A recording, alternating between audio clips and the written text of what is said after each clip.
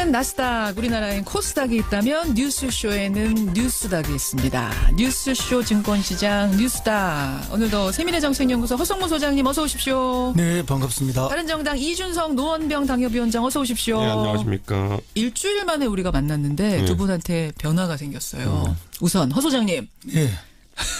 목소리 실종 사건. 지금 목소리 나오세요? 예, 목이 많이 부어가지고요. 아니 왜 성대가 왜 부으셨어요? 뭐 환절기인 것도 있고 일정도 좀 빡빡하고. 아이고. 예, 뭐 그런 여러 가지 이유로. 오늘은 평소보다 조금 작게 말씀하셔도 저희가 알아서 그 마이크 볼륨 높이겠습니다. 네, 감사합니다. 편하게 하시고. 이준석 위원장. 네. 제가 지금 노원병 당협위원장으로 소개를 해드렸습니다만 네. 사실 이제 호칭이 바뀌었어요. 바른정당 최고위원 되셨네요. 이거 하면 이제 뭐 어떤 분들은 영전했다 이렇게 좋아하는 분도 있는데 네. 이게 당비 오르는 겁니다. 한 달에 10만 원 내는 거 이제 30만 원 내라 그러고 이제 당비 오르는 겁니다. 아, 이제. 최고위원 30만 원이나 내요? 저희 규정을 아직까지 확인 안 해서 모르겠는데 옛날에 새누리당 시절에는 예.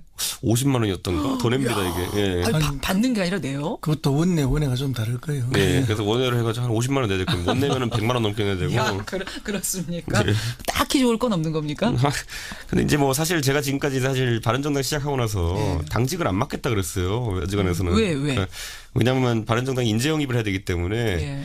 제가 저는 뭐 당직 하든 안 하든 바른정당이 있으니까 이거 당직 조그만 걸 속된 말로 팔아가지고 누구 좀 주자. 인재 영입 좀 데리고 해오라 오자. 이렇게 했는데 이 부분 적어도 최근에 이제 자강론을 갖고 이제 뭐 다툼이 있잖아요. 자강론이냐 연대론이냐 이렇게 했을 예, 때 저는 이젠 더 이상 이 혼란을 방치할 수 없다는 생각이 들어가지고 저는 자강론자니까 예, 그래서 한번 가서 좀 힘을 보태기로 했습니다. 그래서 최고위원 당비 30 내지 50 내면서 내가 가겠다. 어제 갑자기 이제 이용래 대표가 하라 그래가지고 왜 당비도 확인해봐야 되는지 얼마인지 이제 빨리 가서. 그거 확인되면 좀 알려주시고요. 자, 이 변화가 있었던 두 분과 함께 뉴스닥 들어가겠습니다. 오늘은 하한가부터 가보죠. 하한가. 이준석 최고위원 하한가 누구? 저는 하한가를 사실 꼽으면서 이번에 고민 많이 했는데 국민의당 호남계를 뽑았습니다. 국민의당의 호남계가 하한가. 허성무 소장님은요? 예, 저는 신현희 강남구청장님과 탄핵을 반대했던 분들. 저희 하한가에 구청장이 온 건 처음이에요. 구청장은 처음이네요, 정말. 아니, 허성무 소장님. 그러니까 신현희 구청장하고 탄핵 반대 세력은 이미 사실은 좀 탄핵이 되면서 박근혜 전 대통령 탄핵되면서 사실상은 주식시장에서 상장 폐지된 거 아니에요? 그렇죠. 상장 폐지됐는데 또 장외시장이라는 게 있어요. 그 장외시장에서 계속 거래가 되고 있어서 그래서 제가 오늘 하한가로 다시 한번 올렸습니다. 말도 잘 만드세요.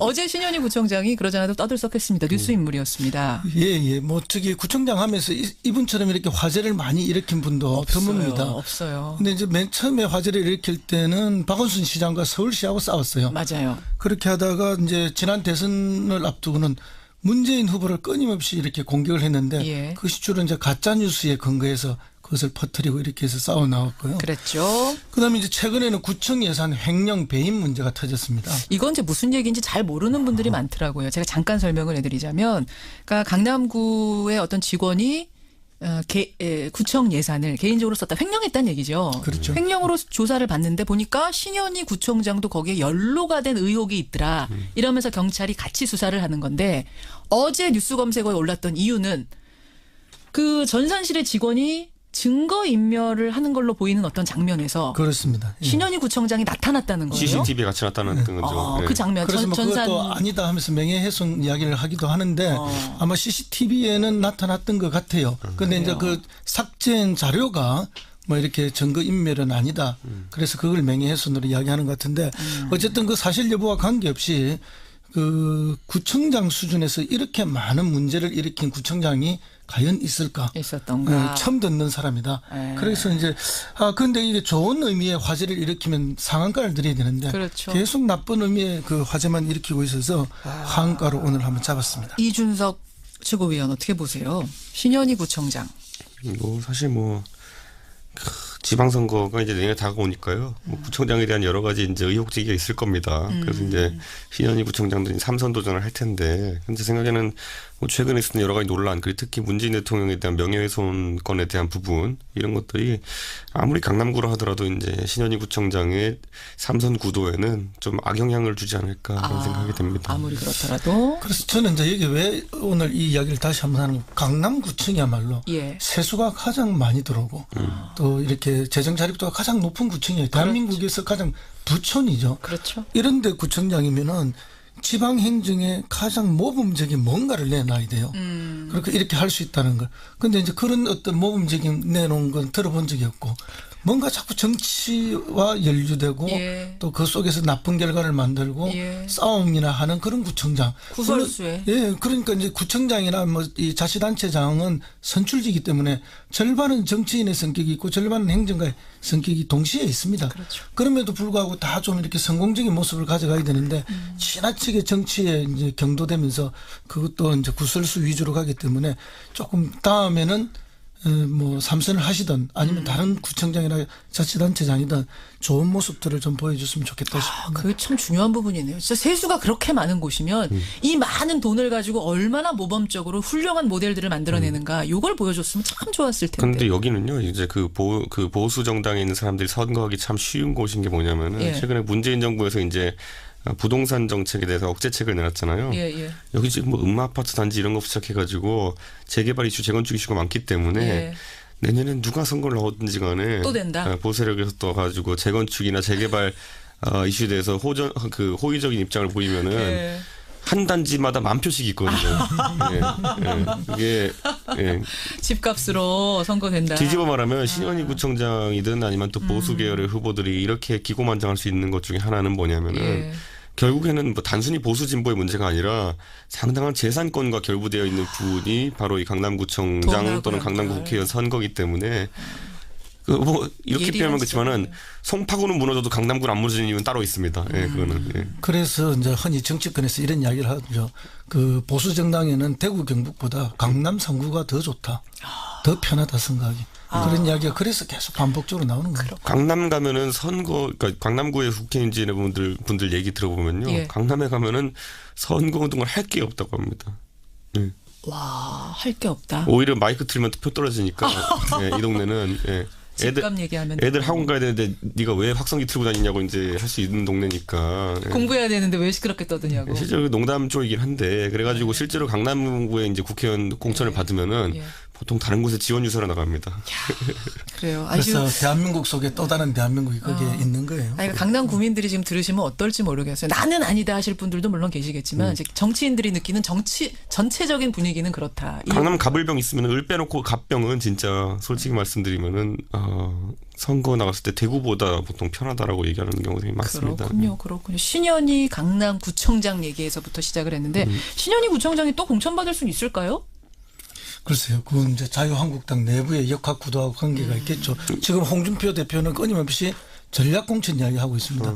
그것은 내 마음에 드는 사람, 안 드는 사람은 교체하고 그러겠죠. 드는 사람을 그렇죠. 넣겠다 이런 이야기인데, 물론 말대로 그렇게 다 실현되지는 않겠지만 그런 의미에서 보면 이제 지난 대선 때 홍준표 후보를 얼마나 열심히 신현희 구청장이 밀었느냐, 그의 한 척도가 되겠죠.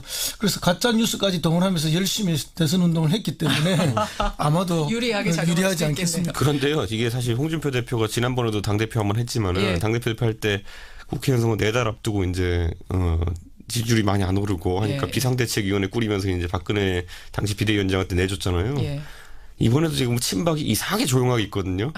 그러면 이제 내년 6월이 지방선거니까 6월 지방선거 한 4-5달 앞두고 한번 친박이 세게 들이받을 겁니다. 그래서 공천권을 홍준표 대표가 행사할 수 있을지 자체가 지금 제가 봤을 때는 5대5 이하로 봅니다. 저는. 5대5 이하로 본다고요? 친박이 그렇게 정치적으로 둔감한 집단은 아니거든요. 자기들이 살기 위해서는 이번에 지방선거 공천권을 장악해야 된다라는 그 집단적 지성 정도는 있어요. 그렇기 때문에 집단 지성이라 그러나요? 알겠습니다. 집단적 생존 본능이 있어요. 지성이 아니라. 친박이 너무 조용한 게 이상하다. 홍준표 대표가 진짜 지방선거 공천권까지 휘두를 수 있을 것이냐? 50% 이하로 본다. 야, 이거는 그래요. 알겠습니다. 지켜보죠.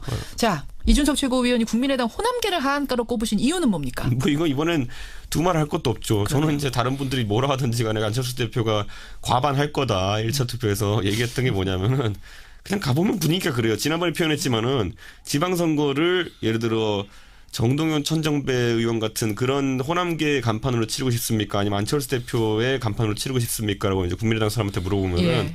거의 뭐 99%가 지방선거 나가는 분들 같은 경우에는 예. 그래도 안철수 대표가 그래도 낫다. 안철수지. 예. 그런데 그 분위기 속에서 예. 이제 사실 정동영 후보도 상당히 의미 있는 득표를 했기 때문에 뭐 크게 타격은 아닐 것 같지만은 27% 나왔죠? 뒤집어 말하면 얼마나 공세가 셌습니까? 안철수 대표에 대해 가지고 예. 당신은 뭐 서울시장이나 나가라 뭐 이러고 해가지고 맞아요. 그런데 과반을 처음에 득표해버리면서 안철수 대표가 적어도 중미당 내에서는 건재하다라는 것을 입증했습니다. 그럼 호남계는 어떻게 될 거라고 보세요? 반대했던 호남계는? 이제 반대했던 호남계가 반대했던 이유는 예. 결국 안철수 대표가 세다는 거죠. 세니까 이제 뭐 나오지 마라 중도 사퇴라 이런 이야기 계속 한 거고 그것은 사실상 내가 이 당 대표 선거에서 이기기 어렵다는 걸 스스로 고백하는 내용이 한데요. 그런데 이제 그 득표율이 매우 중요합니다. 겨우 50%를 넘겼다는 거고. 그러니까요. 근데 방금 이제 이준석 의원은 50% 가반을 넘겨서 아주 압도적으로 했다 이런 얘기인데 표현의 차이긴 한데 예. 그것은 결국 호남계의 48, 9%가 있다는 이야기거든요. 그렇죠. 그러니까 호남의 기반이라는 것은 무시할 수 없다. 그럼에도 불구하고 전국적으로 나가달라 하는 그런 뉘앙스가 동시에 있는 거거든요. 예. 근데 이제 지역구 숫자라 보면 호남이 많지는 않습니다. 호남에 이제 뭐 대의원이나 당원은 가반이 된다 하지만 예. 그러니까 수많은 다른 지역구에서 그 당원들의 모습은 역시 안철수 얼굴이 더 낫다는 게 이제 일단 판정이 된 거죠. 그 말이 중요하네. 그래도 안철수. 그러니까 그냥 안철수가 아니라 그래도. 그러니까 51 달랑달랑 나온 거예요. 그것은 결국 뭔가 하면 이제 이 국민의당 호남계 의원들은 사실은 과거에 한번 이렇게 물갈이 돼야 될 의원들이 아니었느냐. 그런데도 당을 깨어서 나가서 국민의당을 창당해서 한 번 더 지금 국회의원을 하고 있는데 예. 그것은 뭐 이제 이제는 한계상이 왔다 이렇게 보는 거죠. 근데 저는 이번에 놀랐던 게 저는 당대표 선거는 둘째치고요. 예. 최고위원 선거 정도는 그래도 호남계에서 가져갈 줄 알았거든요. 근데 이번에 싹쓸이 당했거든요. 그렇더라고요. 네, 그렇기 때문에 이제 이렇게 되면요. 내년 지방선거를 앞두고 우선 홍준표 대표랑 다르게 안철수 대표가 흔들릴 가능성은 없습니다. 제 생각에. 그렇기 때문에 안철수 대표가 이제 공천권을 상당 부분 행사할 수 있는 예. 첫 선거가 될 겁니다. 의외로 안철수 대표가 지금까지 그 정치를 이제 한 5년, 6년 하면서 예. 자기가 제대로 이제 자기의 공천을 해볼 기회는 사실 없었거든요. 그러네요. 그러니까 그게 과연 이제 안철수 대표가 이야기하는 개혁 공천 형태가 나올지에 대해 가지고는 그게 안철수 대표 한번 또 이제 도약이냐 아니면은 또 추락이냐의 그런 아마 계기가 될 것 같습니다. 호남계 국민의당 의원들이 나갈 가능성이 있습니까? 분당 뭐 이렇게? 저는 가능성이 있다고 봅니다. 있다고 그거는 보세요? 왜냐하면 지금 이제 그 안철수 의원이 사실 개혁 공천을 한다 그러면은 예. 호남부터 해야 됩니다.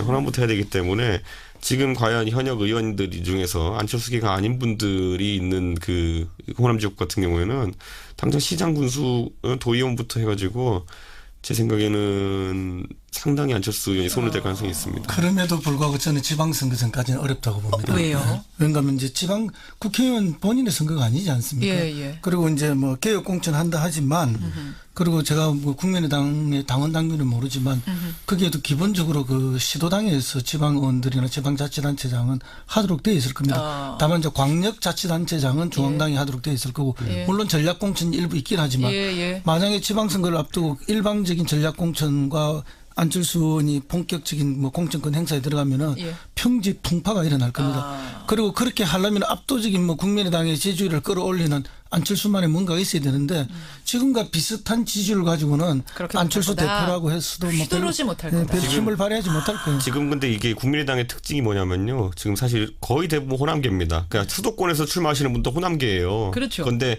지금까지는 거기 호남에서 공천 못 받은 분, 이 수도권에 출마하는 형국이었거든요. 근데 지금 이제 아마 안철수 대표가 이제 당직 인선부터 해가지고 그분들 전진 배치할 겁니다. 그래서 한 1년 정도의 스펙 쌓기를 이제 도와준 다음에 대거 이제 시장 군수급으로 내려보낼 가능성이 있습니다. 그런 전략들 지금 두 분이 각각 얘기해 주셨는데 사실 안철수 대표가 서울시장 나가느냐 마느냐 이것도 중요한 관심사인데 오늘은 질문하지 않겠습니다.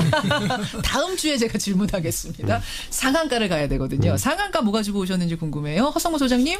예, 저는 YTN의 복직 기자들을 상한가 가져왔습니다. YTN에 어제 눈물 흘리면서 복직한 기자들, 노정명 기자 외에 그분들, 이준석 위원, 최고위원. 예, 저는 뭐 3당 연대론 이렇게 했습니다. 3당 연대로는 상한가로.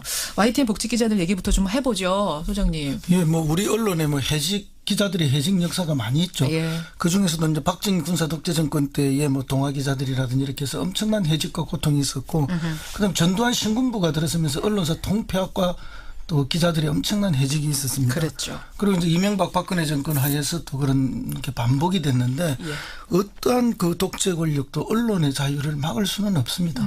그리고 반드시 언론은 맞아요. 그 어려움을 뚫고 국민들의 진실을 전달하고 있고 예. 그래서 이제 노종면, 조성호, 현덕수 이 세 분이 복직되는 모습을 보면서 결국은 민주주의는 승리하고 언론은 그 민주주의를 지켜낸다 하는 그런 상징을 보여줬죠. 이분들이 개인적으로 9년 동안 얼마나 힘들었겠습니까? 가정적으로도 굉장히 뭐합니까? 어렵고 그렇죠. 그런 고통 속에서 결국 꽃을 피워내는 것이 이번에 복직이었다. 그렇죠. 그렇게 보고 그 복직은 결국 우리 국민들에게 예. 자유와 민주주의에 희망을 주는 그런 모습이었다고 봅니다. KBS, MBC에서도 지금 이제 MBC 같은 경우는 투표를 오늘까지 해요. 총파업으로 갈지 말지. 지금은 그냥 제작 거부 상황인데 아예 총파업을 하는. KBS는 2월에 총파업 투표를 이미 해서 그게 지금까지 유효합니다. 그래서 MBC에서 오늘 총파업 가자라고 결론이 나오면 9월부터 KBS, MBC가 동시 총파업으로 갑니다. 네. 여기는 어떻게 될 것 같으세요? 지금 이제 보면 이제 MBC랑 KBS의 정권에서는 공영방송 정상화라는 이제 모토를 걸고 있지만은 제가 봤을 때 정해진 사장 임기에 맞춰가지고 가는 상황 속에서 지금 사장을 쫓아낸다는 게 쉽지는 않을 겁니다. 그래서 왜냐하면 이렇게 표현할 수 있는 게 뭐냐면요. 과거에 이제 김지철 사장이 있을 때만 하더라도 이런 정도의 사태에 대해서 MBC 경영진 측이 훈련이 안 돼 있었습니다. 무슨 말이냐면은 지금은 그런데 이제 소위 말하는 노조 MBC 1노조가 이제 55% 정도는 비율이고 나머지 이제 대체 인력이 35% 정도 되는 인력으로 애초에 준비를 해놓은 상태입니다. 보면은. 예, 그리고 거기다 이제 아나운서도 이제 특수하게 고용해서 계약직으로 다 만들어놓은 상태이기 그렇죠. 때문에 그렇죠. 사실 파업에는 버틸 거다. 대한 대비도 자체는 표현이 좀 이상할지 모르겠습니다만 파업에 대한 경영진 대비도 자체는 2012년에 그것에 비해 가지고 굉장히 잘 돼 있습니다. 그리고 그럼에도 불구하고 MBC에서도 지난 9년간 너무 해직 기자들이 많았고 다행히 많았습니다. 그런 흐름이 있거든요. 굉장히 그 기자들 자체도 있지만 민심 자체가 그렇죠. MBC 경영진에 대한 불신이 워낙 강하기 때문에 그 불신을 못 견디는 거지 기술적으로 대비는 저는 결코 아니라고 봅니다. 알겠습니다.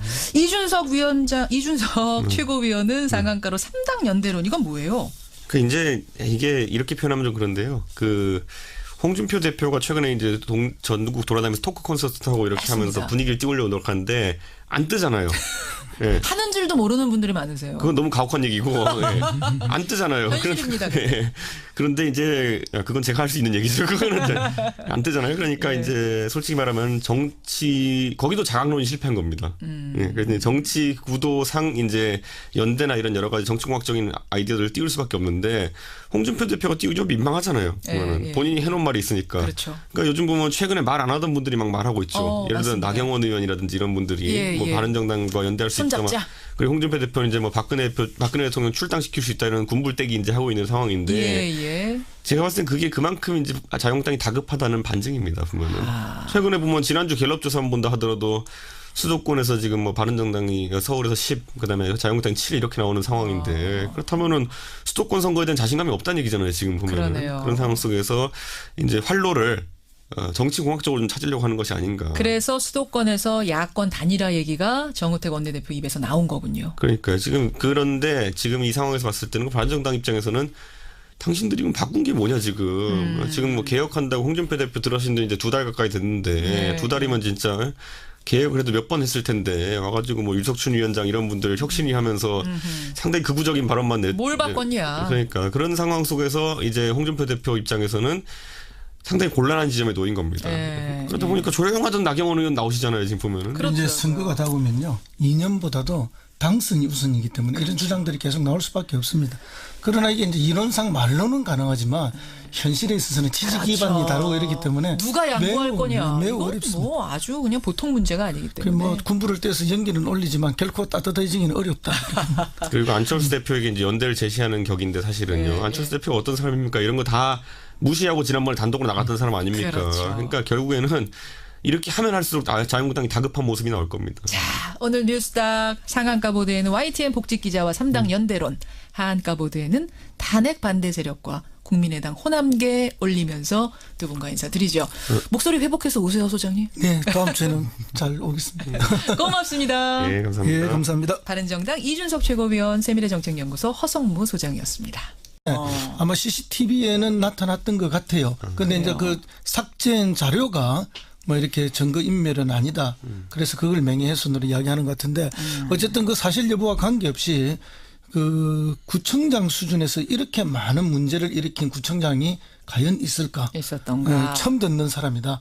그래서 이제 그런데 이게 좋은 의미의 화제를 일으키면 상한가를 드려야 되는데 그렇죠. 계속 나쁜 의미의 그 화제만 일으키고 있어서 하한가로 오늘 한번 잡았습니다. 이준석 최고위원 어떻게 보세요? 신현희 구청장. 뭐 사실 뭐 지방선거가 이제 내년에 다가오니까요. 뭐 구청장에 대한 여러 가지 이제 의혹제기가 있을 겁니다. 그래서 이제 신현희 구청장도 이제 3선 도전을 할 텐데, 근데 제 생각에는 뭐 최근에 있었던 여러 가지 논란, 그리고 특히 문재인 대통령에 대한 명예훼손 건에 대한 부분 이런 것들이 아무리 강남구라 하더라도 이제 신현희 구청장의 3선 구도에는 좀 악영향을 주지 않을까 그런 생각이 듭니다. 아무리 그렇더라도. 그래서 저는 이제 여기 왜 오늘 이 이야기를 다시 한번 하는 거, 강남구청이야말로 예. 세수가 가장 많이 들어오고 또 이렇게 재정 자립도가 가장 높은 구청이에요. 대한민국에서 가장 부촌이죠. 그렇죠. 이런데 구청장이면은 지방 행정에 가장 모범적인 뭔가를 내놔야 돼요.